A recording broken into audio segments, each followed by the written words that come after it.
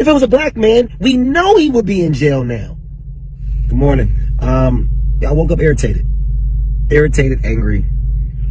The term white privilege, it's real. If you don't understand the definition, if you don't understand the use of it, then you're fucking blind.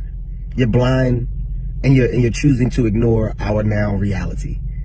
I'm just gonna back up. I'm gonna back up to the white woman that was in Central Park that had the dog, called the cops on the black man, and her threat was, I'm going to tell them that there's a angry African-American man threatening me.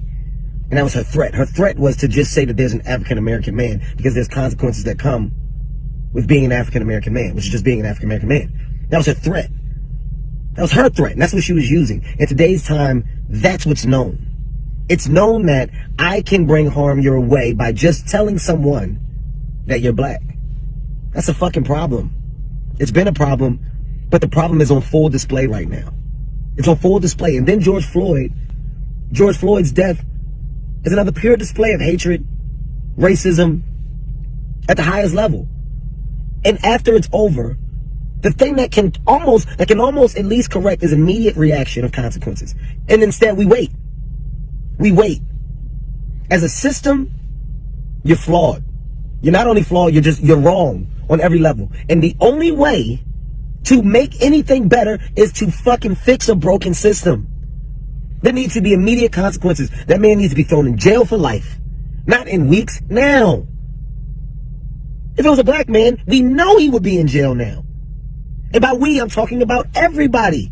We as people know he would be in jail. There needs to be consequences brought to the other officers that were on hand, because you got a duty to do. Your job is to save lives, not take them. That's your job. When you get called to a scene, the last thing you want to do is take a life. You're trained to try and save lives.